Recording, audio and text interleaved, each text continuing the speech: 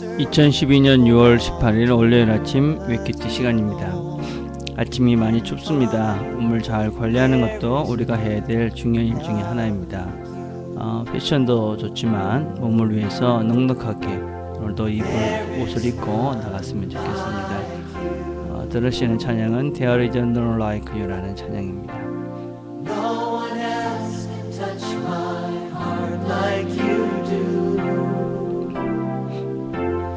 I could search for all eternity long and find there is none like you. Your mercy flows like a river so wide, and healing comes from your hand. Suffering children are safe in your arms. There is none Like you, There is none like you, none like you. No one else can touch my heart like you do. I could search for all eternity long and find there is none like you. oh Lord. I could search for all eternity long and find there is none. No, not one. There is none, Oh Lord, there is none like you.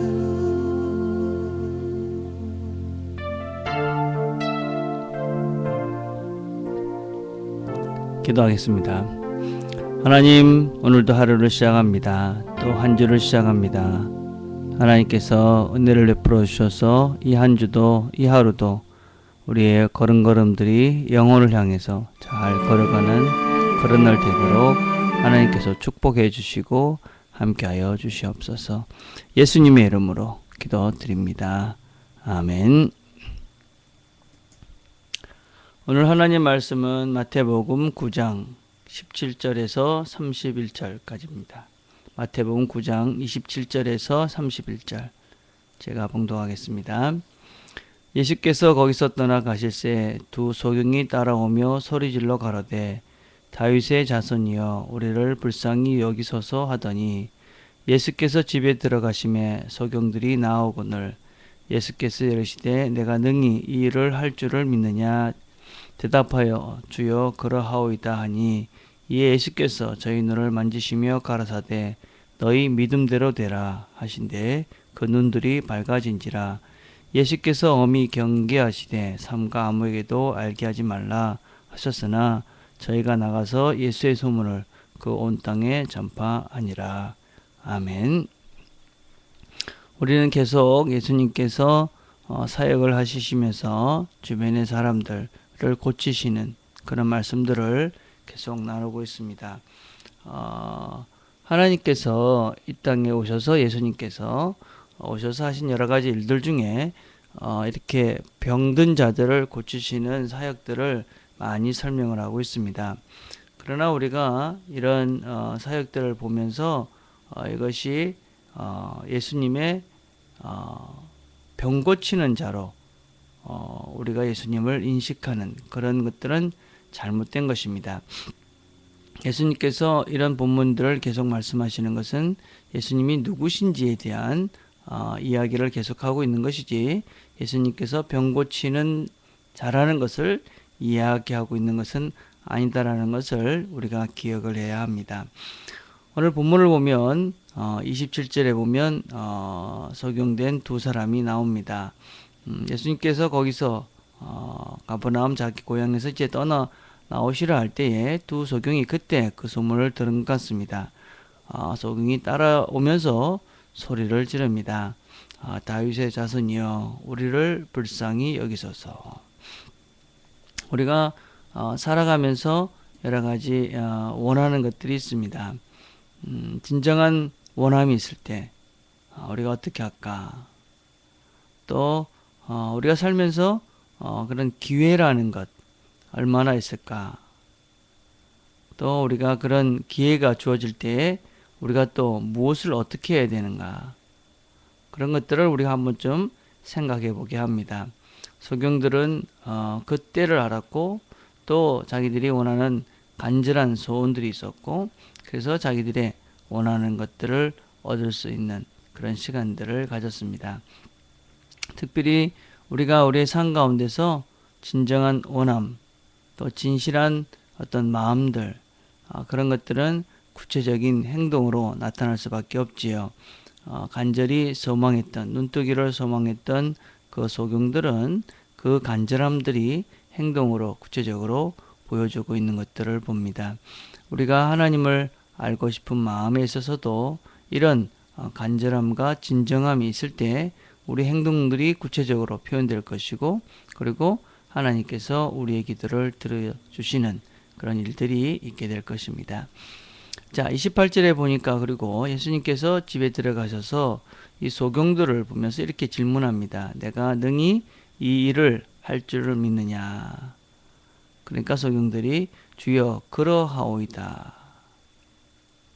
그러니까 내가 너희들의 병을 고칠 것이라고 너희들이 믿느냐? 그렇게 물어보니까 주님 그렇게 할 줄을 우리가 믿습니다. 그렇게 대답을 했다는 것입니다. 그러고 난 다음에 주님께서 너희 믿음대로 되라. 그러고 난 다음에 소경들의 눈이 띄어집니다.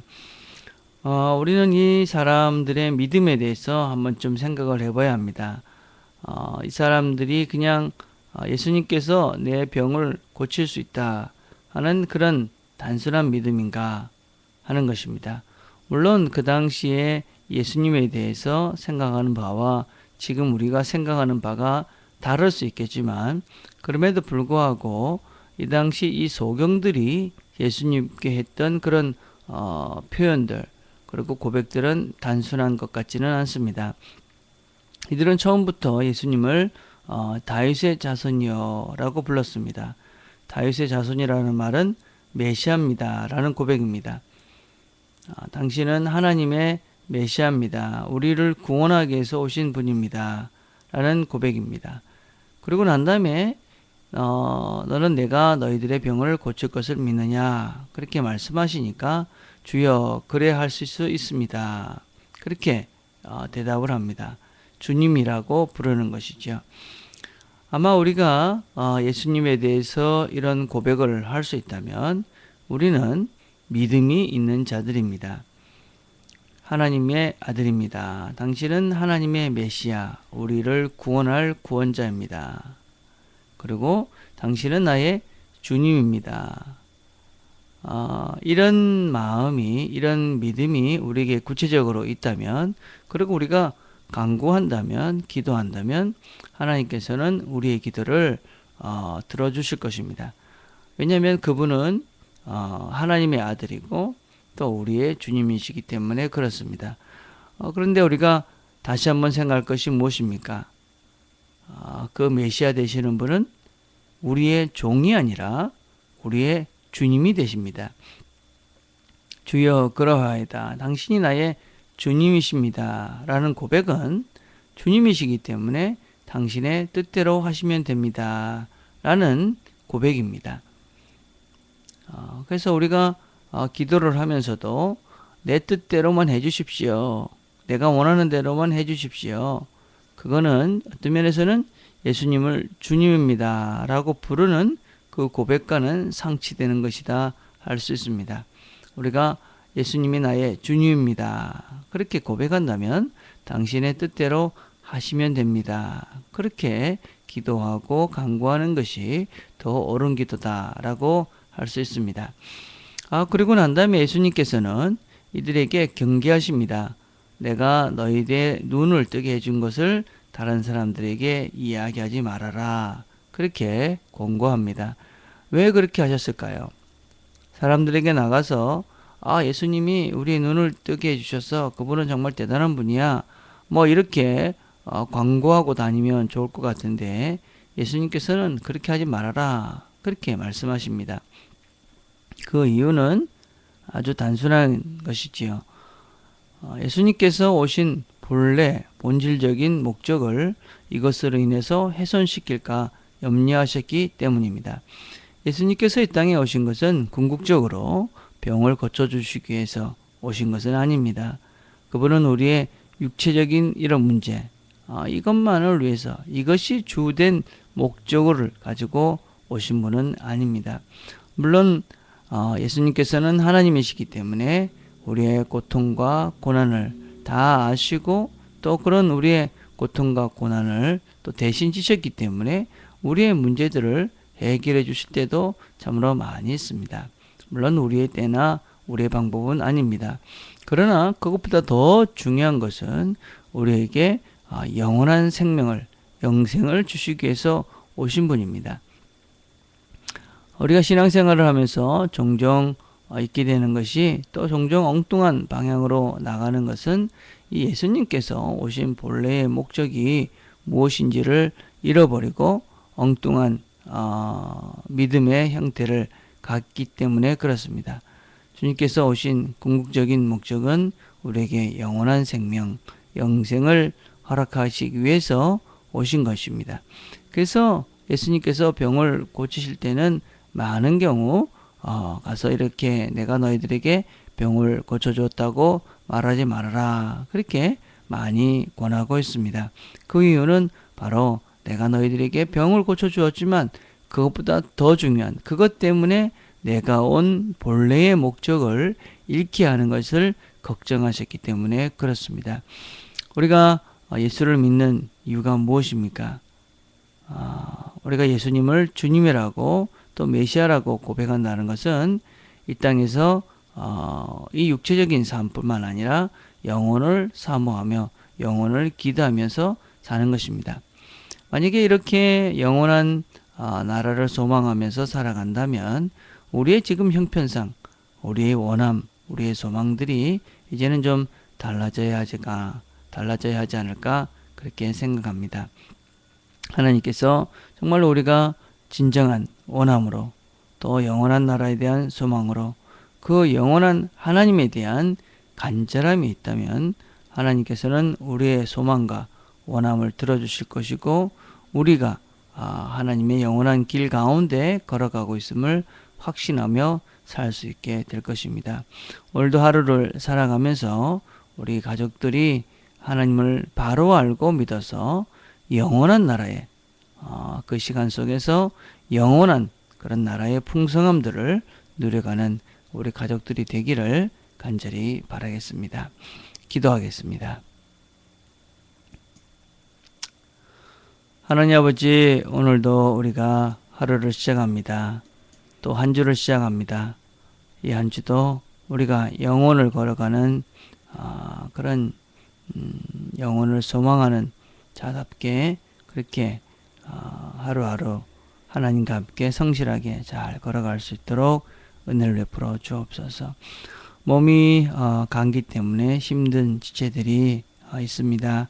하나님께서 몸을 고쳐주시고 또 그런 시간들을 통해서 우리의 몸을 잘 관리하는 법들과 또 하나님께 기도하며 하나님과의 관계가 더 깊어져가는 시간이 될 수 있도록 하나님 도와주시옵소서.